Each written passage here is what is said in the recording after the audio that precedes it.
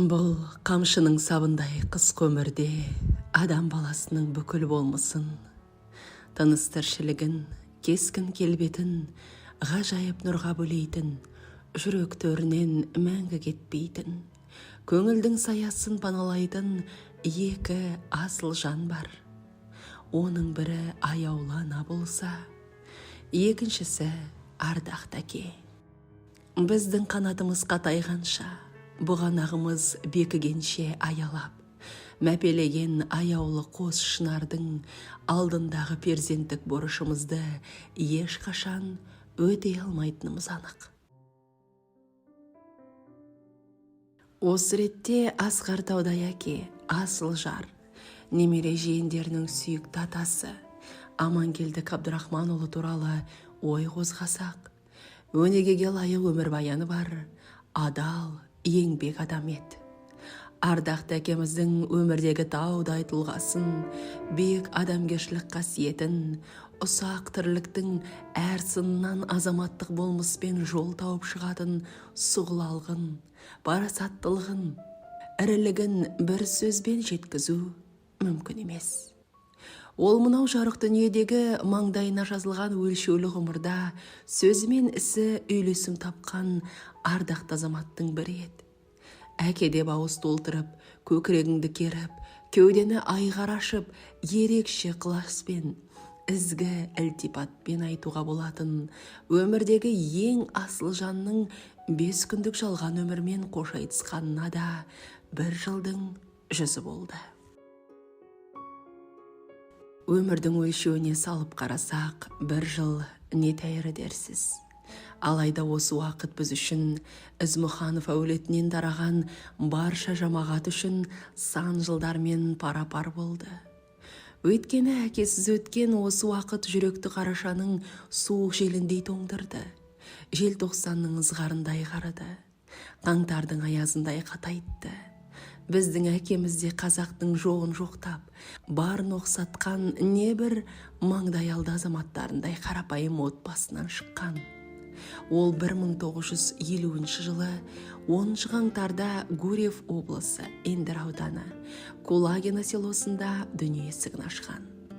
Руы Беріш, Себек, Жанұзақ, Жамбай. Атамыз Абдырахман Ұлы Отан соғысының ардагері. Сұрапыл майданнан аман есен еліне оралған соң Гурьев облысы қазіргі Бесікті ауылында мал шаруашылығының бригадирі болып еңбек етті. Әжеміз Нәкенмен 2 ұл, 2 қыз тәрбиелеп, ұлағатқа жеткізді. Үлгілі отбасының тұңғышы еді әкеміз. Ол өзінен кейінгі қарындасы Рая, інісі Есенгелді, кенже қарындасы Рабиғаға әрдайым ағалық қамқорлығын көрсетіп, ата-анасына елгезек бала боп ер жетті. Бұл күнде барлық бауырлары бір-бір үйдің алдын діңгегіне айналған абзал жандар.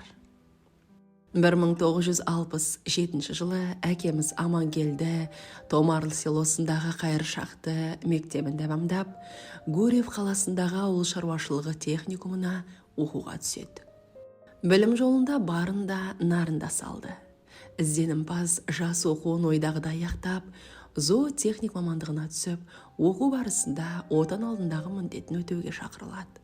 Осы ретте ол кеңес әскері қатарында болып, Ресей елінің Мурманск облысы, Северодвинск қаласында теңіз жаяу әскері бригадасында отандық борышын ойдағыдай өтеді. 1971 жылы елге оралған соң еңбек жолын Атырау мұнай өңдеу зауытынан бастады.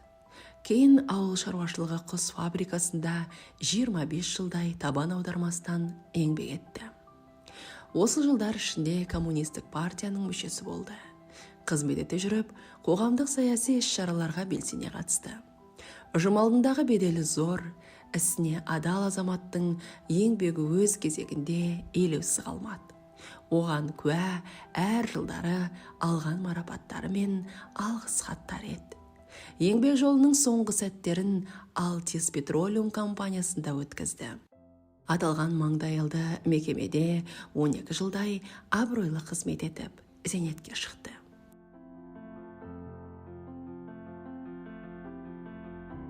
Әкеміздің жұмысында жарқырап, от жігермен іске кірісуіне отбасындағы мызғымас береке мен бірліктің, татулықтың ықпалы десек, қателеспейміз. Қазіргі Томарлыдан бір мектептен тәлім алып, бір ауылда өскен сұлу анамыз Нағимамен бас қосып, 3 ұл, 1 қыз тәрбиеледі. Осы балаларының қанатын қатайтып, өсіп жетілуі өн бойына тек жақсыны жинап, жақсыны ғана көріп, тәлімді азамат болу жолында аянбай тер төккен қос жақсының ұрпағы болғанымыз біз үшін зор мақтаныш.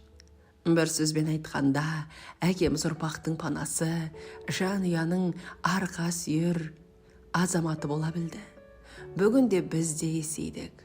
Ұлының ұяға, қызының қияға қонғанын өз көзімен көру бақытына ие болған әке шешеміздің қуанышында шек жоқ еді. 3 немере, 4 жиен сүйді. Құдаларымен құдайындай сыйласып, сырлас бола білді. Қазіргі таңда тұңғышы Жангелді әкесінің ізі қалған Алтис Петролиум компаниясында сату алу мамандығы бойынша қызмет етеді. Екінші ұлы Самат Атырау ауыл шаруашылығы техникумының технолог-организатор мамандығын бітірген. Алайда өз қалауымен құқық қорғау саласынан табылып, Атырау ішкі істер органдарында елеулі қызмет атқарды. Әттең 2018 жылдың ақпан айында кенеттен дүние салды. Бауырымыздан қапыда көз жазып қалғанымыз ата-анамыз үшін де, біз үшін де ауыр қайғы болды. Саматтың асқақ арманы, мақсаты көп еді. Жалған дүние қызығын көрмей, ерте кеткені әлі де жанымызға батады. Арамыздағы бір тал гүліміз Жанат Алматы университетін есепші мамандығы бойынша аяқтады. Күйеу баламыз Ренат екеуі 1 ұл, 3 қыз тәрбиелеп отыр. Кенже ұл Дәурен Атырау университетін заңгер мамандығы бойынша тамамдап, бүгінгі уақытта Атырау облысы полиция департаментінің ұйымдасқан қылмысқа қарсы күрес басқармасының бөлім бастығы лауазымында. Келініміз Динара екеуі 1 ұл, 2 қыз тәрбиелеп отырған үлгілі отбасы. Осындай жан-жағына қаумалаған ұрпағымен өзін ерекше бақытты санайтын асыл әкемізге еркелікті де, тентектікті де салдық. Асқар тауымыз бар деп арқамызды кеңге салған қайран күндердің енді келмеске кеткені жанымызды жабырқатады. Әкеміз өмірден озған 2023 жылдың 23 ақпаны отбасымыз үшін қаралы күнге айналды.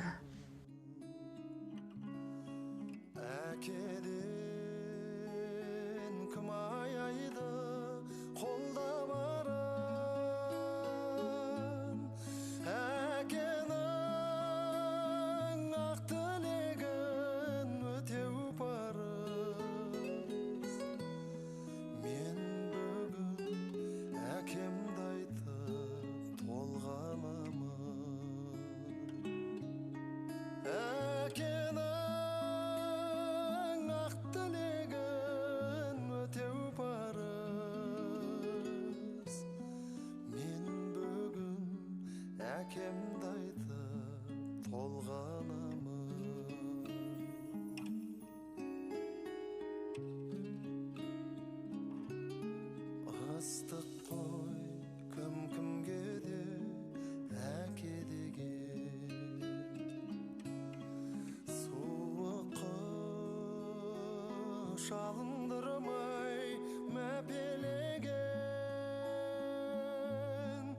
өмірдің соқпағымен өрге тартып,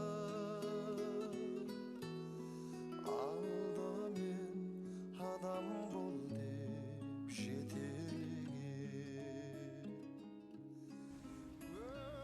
Бәйтерегең тамыр жайған тереңге, ұл-қыз өсіріп, сүйіп отырған немере. Ортамызда жүре тұрсаңыз бақыт ет, деніңіз сау боп, бақ дәулетке бөлене. Әттең бірақ біз күткен өмір болмайды, арамыздан кеткенің мәңгі сол қайғы. Жалған дүние жалғасуда алайда, асыл әке сенің орның толмайды.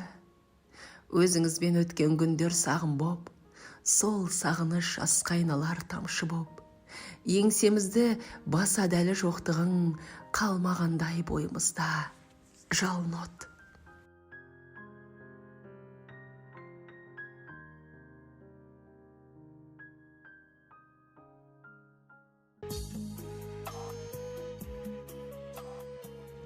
Иә, өмірден ойбалар орны бөлек, арда жанға деген сарқылмайтын сағыныш, таусылмайтын махаббат бойымызды әлі де кернеп тұр. Біз барда, отбасың, әулетің, туған өлкең барда, сіз мәңгі ұмытылмайсыз, әке. Жаққаның шырақ, мінгенің пырақ, қараңғыың жарық болсын, әке.